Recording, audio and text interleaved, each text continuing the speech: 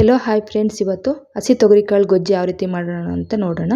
ಬರೀ ಸಪ್ಪು ನೀರು ಗ್ರೇವಿ ಥರ ಮಾಡ್ಕೊಂಡು ತಿಂದು ಬೇಜಾರಾಗಿದ್ದರೆ ಮಸಾಲೆ ಈ ಥರ ಗೊಜ್ಜು ಮಾಡ್ಕೊಳ್ಳಿ, ತುಂಬಾ ಟೇಸ್ಟ್ ಇರುತ್ತೆ. ಇಲ್ಲಿ ಒಂದು ಅರ್ಧ ಕೆ ಜಿಯಷ್ಟು ತೊಗರಿಕಾಳನ್ನ ಸ್ವಲ್ಪ ಮುಳುಗೋವಷ್ಟು ನೀರು ಹಾಕಿ ಅದಕ್ಕೆ ರುಚಿಗೆ ತಕ್ಕಷ್ಟು ಉಪ್ಪು ಹಾಕಿ ಒಂದು 2 ವಿಷಲ್ ಆದರೂ ಬರ್ಸ್ಕೊಳ್ತೀನಿ. ಈ ಥರ ಬೇಯಿಸ್ಕೊಂಡು ಮಾಡೋದ್ರಿಂದ ಬೇಗನೂ ಆಗುತ್ತೆ, ಚೆನ್ನಾಗಿರುತ್ತೆ. ಇದಕ್ಕೇನೆ ಇಲ್ಲಿ ಹಸಿಮೆಣ್ಸಿಕಾಯಿ ತೊಗೊಳ್ತಾ ಇದ್ದೀನಿ. ನಿಮ್ಗೆ ಹಸಿಮೆಣ್ಸಿಕಾಯಿ ಇಷ್ಟ ಆಗಲಿದ್ರೆ ಒಣಮೆಣ್ಸಿಕಾಯಿ ಸಹನೂ ತೊಗೋಬೋದು. ನಾನು ಇಲ್ಲಿ ಹಸಿಮೆಣ್ಸಿಕಾಯಿನ ಸ್ವಲ್ಪ ಚೆನ್ನಾಗಿ ರೋಸ್ಟ್ ಮಾಡಿಕೊಂಡು ಹಾಕ್ಕೊಳ್ತಾ ಇದ್ದೀನಿ. ಗೊಜ್ಜು ಅಲ್ವಾ, ಟೇಸ್ಟ್ ಚೆನ್ನಾಗಿರುತ್ತೆ ಅಂತ ಈ ಥರ ಮಾಡ್ಕೊಳ್ತಾ ಇದ್ದೀನಿ. ಸ್ವಲ್ಪ ಹಸಿಮೆಣ್ಸಿಕಾಯಿ ಫ್ರೈ ಆಯ್ತಲ್ವ, ಈಗ ಒಂದು ಮಿಕ್ಸಿ ಜಾರ್ಗೆ 1 ಇಂಚಷ್ಟು ಶುಂಠಿ ಮತ್ತು ಸ್ವಲ್ಪ ಜೀರಿಗೆ, ಹಸಿಮೆಣ್ಸಿಕಾಯಿ ಹುರ್ಕೊಂಡಿದ್ವಲ್ಲ ಅವನ್ನು, ಮತ್ತು ಸ್ವಲ್ಪ ಬೆಳ್ಳುಳ್ಳಿ, ಇದಕ್ಕೇ ಸ್ವಲ್ಪ ಕರಿಬೇವಿನ ಸೊಪ್ಪು ಹಾಕ್ಕೊಳ್ತಾ ಇದ್ದೀನಿ. ಈಗ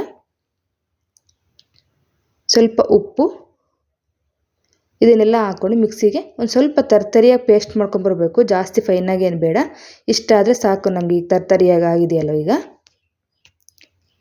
ಈಗ ಸ್ಟವ್ ಹಚ್ಬಿಟ್ಟು ಒಂದು ಬಾಣಲೆ ಇಟ್ಬಿಟ್ಟು ಸ್ವಲ್ಪ ಒಂದು 2-3 ಸ್ಪೂನಷ್ಟು ಎಣ್ಣೆ ಹಾಕಿ, ಗೊಜ್ಜಲ್ವ ಸ್ವಲ್ಪ ಜಾಸ್ತಿನೇ ಹಾಕಿರಿ, ಚೆನ್ನಾಗಿರುತ್ತೆ. ಸಾಸಿವೆ, ಕರಿಬೇವಿನ ಸೊಪ್ಪು ಹಾಕಿ ಸಣ್ಣದಾಗಿ ಹಚ್ಚಿರೋಂಥ ಈರುಳ್ಳಿ ಹಾಕ್ಕೊಳ್ಳಿ. ಆದಷ್ಟು ಸ್ವಲ್ಪ ಸಣ್ಣದಾಗಿ ಹಚ್ಕೊಳ್ಳಿ, ಗೊಜ್ಜಲ್ವ ಚೆನ್ನಾಗಿರುತ್ತೆ ಇದು.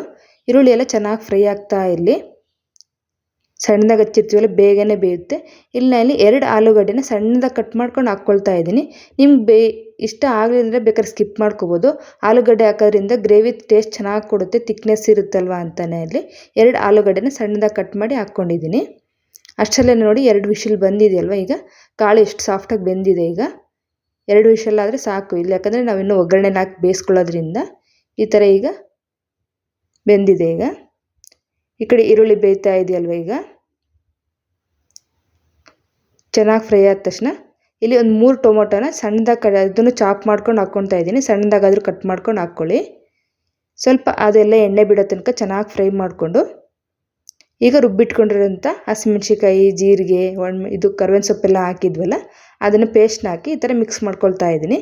ಏನು ಹಸಿ ವಾಸನೆ ಹೋಗೋದು ಬೇಕಿರಲ್ಲ, ಯಾಕಂದರೆ ಹುರಿದು ಹಾಕ್ಕೊಂಡಿರ್ತೀವಲ್ಲ ಮೆಣ್ಸಿಕಾಯಿನ. ನೀಟಾಗಿ ಅದನ್ನೆಲ್ಲ ಒಂದೋ ರೀತಿ ಮಿಕ್ಸ್ ಮಾಡಿಕೊಂಡು ಇದಕ್ಕೇ ಸ್ವಲ್ಪ ಉಪ್ಪು ಹಾಕ್ಕೊಳ್ತಾ ಇದ್ದೀನಿ. ನೋಡ್ಕೊಂಡು ಹಾಕ್ಕೊಳ್ಳಿ, ಕಾಳಿಗೂ ಉಪ್ಪು ಹಾಕಿರ್ತೀವಿ, ಮತ್ತು ಕರಿಬೇವಿನ ಸೊಪ್ಪು ರುಬ್ಬುವಾಗ ಹಸಿಮೆಣ್ಸಿಕಾಯಿ ಆವಾಗಲೂ ಉಪ್ಪು ಹಾಕಿರ್ತೀವಿ. ಈ ಗೊಜ್ಜಿಗೆ ಎಷ್ಟು ಬೇಕಾಗುತ್ತೋ ಅಷ್ಟು ನೋಡ್ಕೊಂಡು ಉಪ್ಪು ಹಾಕ್ಕೊಳ್ಳಿ. ಈಗ ಎಲ್ಲ ಚೆನ್ನಾಗಿ ಮಿಕ್ಸ್ ಮಾಡಿಕೊಂಡು ಸ್ವಲ್ಪ ಅರಿಶಿನ ಪುಡಿ ಮತ್ತು ಗರಂ ಮಸಾಲ, ನಿಮ್ಗೆ ಈ ಟೈಮಲ್ಲಿ ಧನಿಯಾ ಪುಡಿ ಬೇಕಂದರೆ ಧನಿಯಾ ಪುಡಿನೇ ಆ್ಯಡ್ ಮಾಡ್ಕೊಬೋದು. ನಾನು ಇಲ್ಲಿ ಆ್ಯಡ್ ಮಾಡ್ಕೊತಿಲ್ಲ, ಜಸ್ಟ್ ಗರಂ ಮಸಾಲ ಮತ್ತು ಅರಿಶಿನ ಪುಡಿ ಹಾಕ್ಕೊಂಡಿದ್ದೀನಿ ಅಷ್ಟೇ.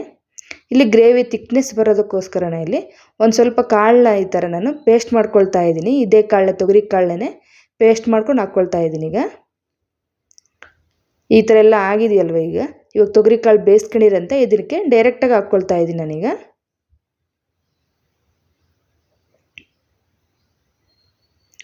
ನೀರು ಸಮೇತನ ಹಾಕ್ಕೊಂಡಿದ್ದೀನಿ, ಅದಕ್ಕೆ ಸ್ವಲ್ಪ ನೋಡ್ಕೊಂಡು ಹಾಕ್ಕೊಳ್ಳಿ. ನೀರನ್ನ ಜಾಸ್ತಿ ಹಾಕ್ಕೊಂಡ್ರೆ ಜಾಸ್ತಿ ಇದಾಗುತ್ತೆ, ಕಾಳಿಂದ ಅದೆಲ್ಲ ಇರುತ್ತಲ್ವ ಅಂತ.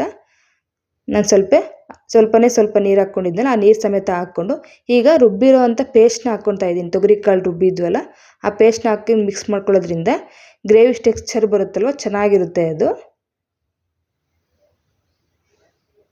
ಸ್ವಲ್ಪ ನೀರು ಹಾಕಿ ಇದನ್ನು ಸಹ ಚೆನ್ನಾಗಿ ಮಿಕ್ಸ್ ಮಾಡ್ಕೋಬೇಕೀಗ.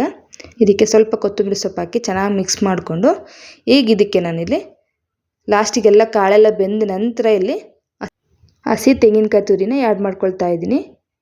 ತುಂಬಾ ಟೇಸ್ಟ್ ಕೊಡುತ್ತೆ ಈ ಥರ ಲಾಸ್ಟಿಗೆ ಹಾಕೋದ್ರಿಂದ, ಕಾಳಿಗೆಲ್ಲ ಹೊಂದ್ಕೊಂಡು ಚೆನ್ನಾಗಿರುತ್ತೆ. ಇಲ್ಲಿ ಇದನ್ನು ಸಹ ಹಾಕ್ಕೊಂಡು ಒಂದು 2 ನಿಮಿಷ ಮೀಡಿಯಮ್ ಫ್ಲೇಮಲ್ಲಿ ಮುಚ್ಚಿಟ್ಬಿಟ್ರೆ ನಾವು ಚೆನ್ನಾಗಿ ಬೇಯ್ಕೊಳ್ಳುತ್ತೆ.